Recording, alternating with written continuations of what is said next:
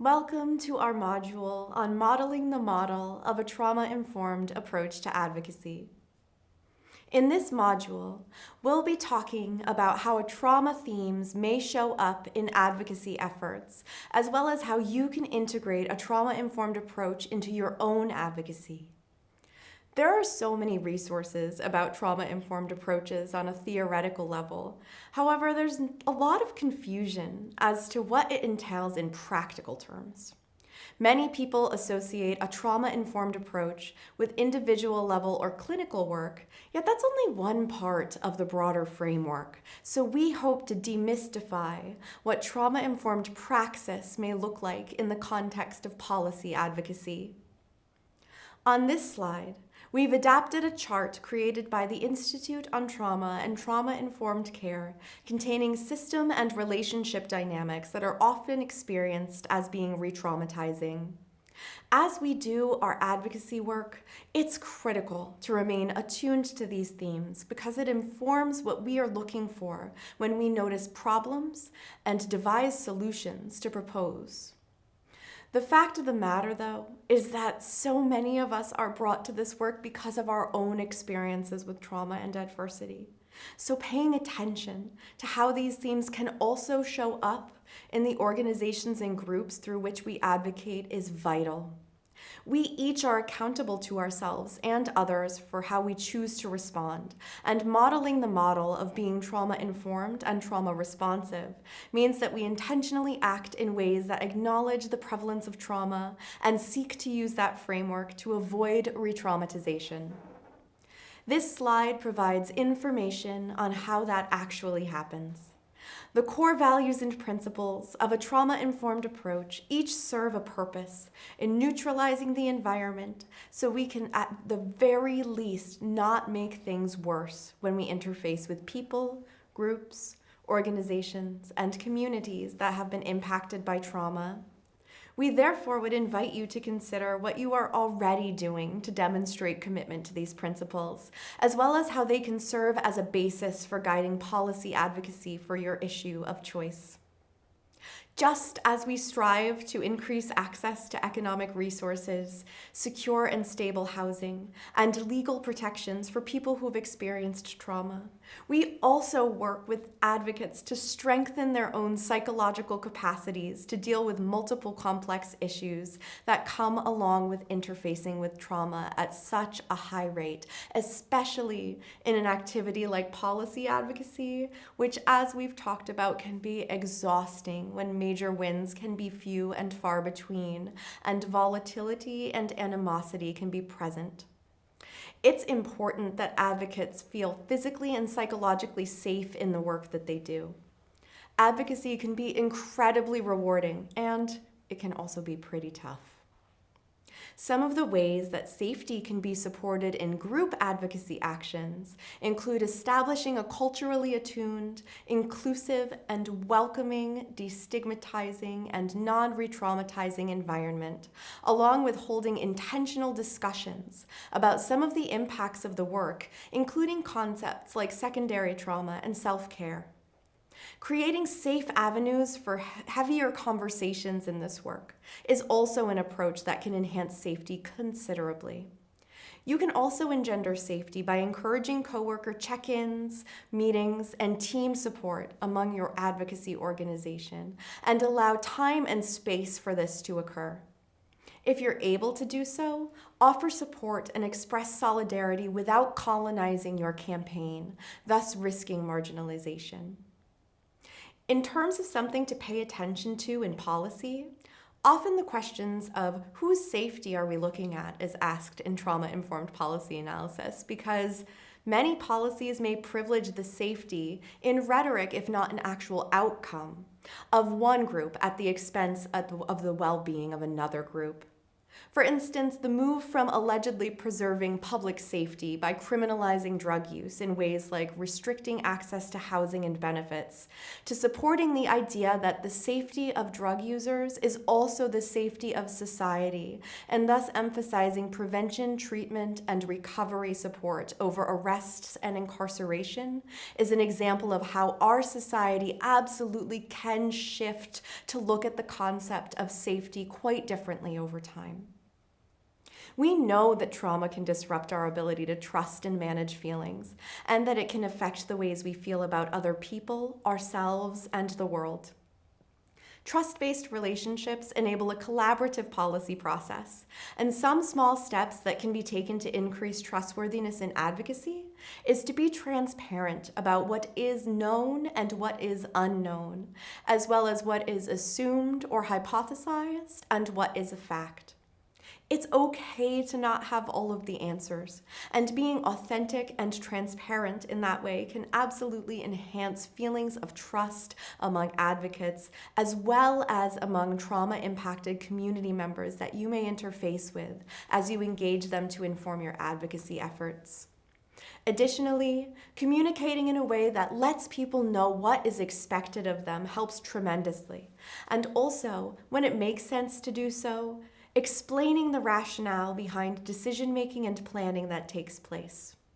Though policy can be ambiguous and unpredictable, even when information changes rapidly, having a form of communication that remains consistent when possible can help, whether that's a particular time of day you send an action alert, or when you have a monthly office hour to answer questions advocates or community members may have about the work that you're doing.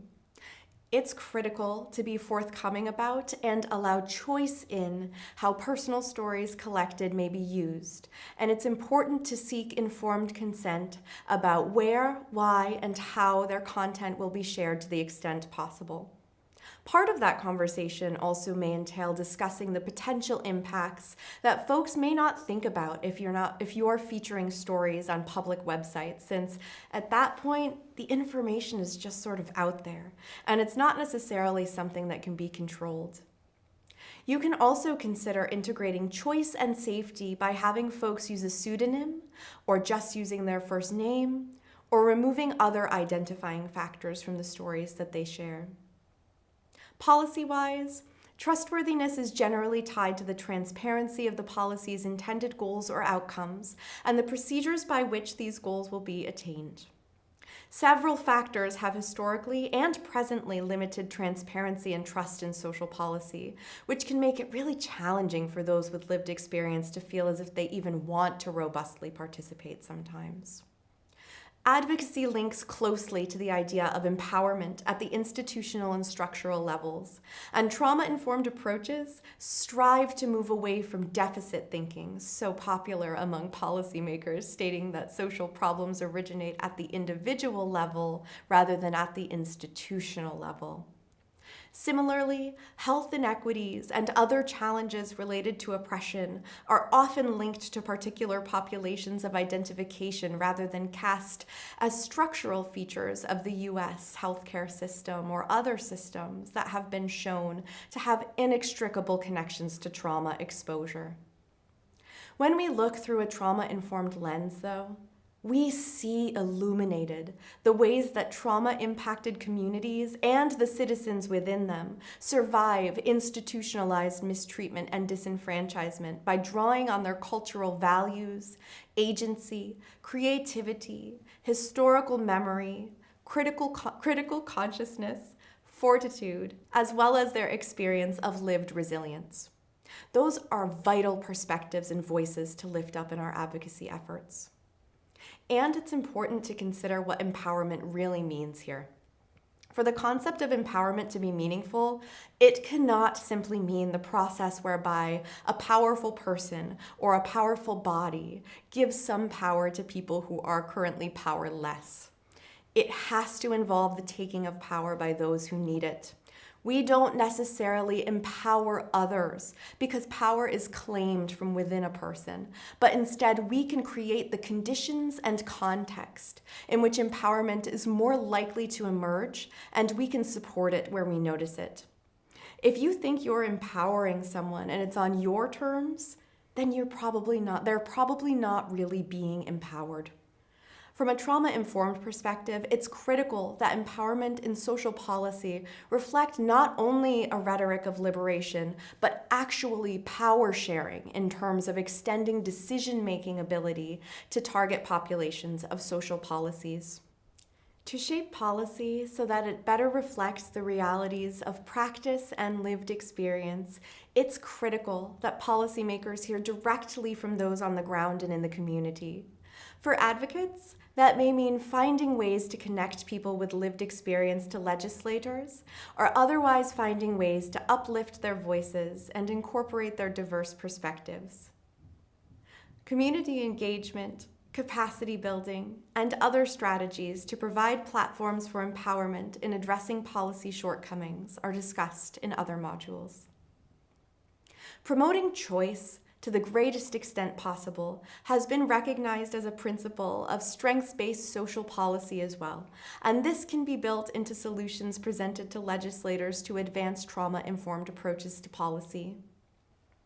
In trauma-informed systems, human rights are seen as collective rights and include the importance of reverence for community wisdom, mutual trust and respect, the recruitment of local leaders, and negotiating clear and consistent terms of collaboration amongst all parties. Providing different, meaningful ways to contribute based on matching skills, strengths, experiences, and expressed best hopes for participation can cultivate a much more collaborative culture when advocating. It's also vital that advocates working toward a common vision of trauma-informed system transformation set goals together, as well as share data like evaluation processes and outcomes. Ultimately, collaboration enables advocates to constantly be learning from and alongside one another to align efforts and combine their strengths to improve community conditions for all. Intersections of multiple oppressions are themselves experienced as traumatic frequently, and this is inherently connected to the struggle for social justice and human rights. Trauma and its repercussions are also not equally distributed in society. Because groups that systems impact such that they are placed at the margins of society are much more likely to experience some types of current and historical or cultural trauma, and generally have fewer resources with which to cope with trauma's negative effects, trauma-informed approaches can support inclusive outcomes, reframing inclusion as integral to growth by actively moving past cultural stereotypes and biases, and instead retaining awareness of identity characteristics such as race, gender, and sexual orientation, and the privileges or oppression these characteristics can incur. An important aspect of this value is leveraging the healing power of cultural connections, as well as devising strategies to negotiate the dynamics of difference and sameness within the context of power related to race, class, citizenship, gender, sexuality, and other such factors that challenge us to break down structural barriers that deny individuals, families, and communities their right to live dignified, engaged, whole lives. Oppressive behavior reinforces historical hierarchies of power and holds us back both individually and collectively from realizing our full potential. Oppressive systems breed trauma, and working to undermine oppressive systems in our daily lives, as well as in our policy advocacy work, we do that and we strengthen our work toward a more resilient, healing-centered, trauma-informed future. Learning about oppression is a lifelong personal journey through which we can strive to learn about issues and perspectives we aren't aware of and of ourselves. We all have biases that we aren't necessarily always mindful of. Trauma arises not only as an experience of isolated violence, but also from compounding hardship, systemic oppression, discrimination, and significant hardships that people who've experienced trauma face, Understanding the intersections of these issues is tremendously important, and a part of being trauma-informed is acknowledging and seeking a deep understanding of the communities that you work with, including sociocultural and sociopolitical history, along with current context, intersections of oppression, and various forms of trauma, including cultural and historical trauma, and other forms beyond interpersonal and individual experience. If you're able to do so, we invite you to offer support and express solidarity without colonizing your campaign. Although no population is immune to experiencing trauma, some types of trauma are disproportionately experienced by certain groups because of these deeply entrenched structural inequities that constrain agency, civic participation, and progress made to support those whose lives who have been impacted by trauma.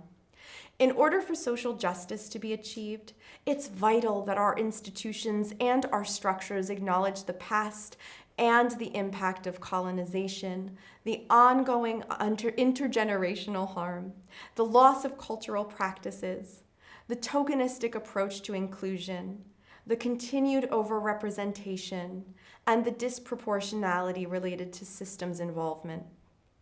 Ideally, the advocacy work we all do together will fundamentally change communities and their structures nationwide, such that resources and power are more equitably distributed.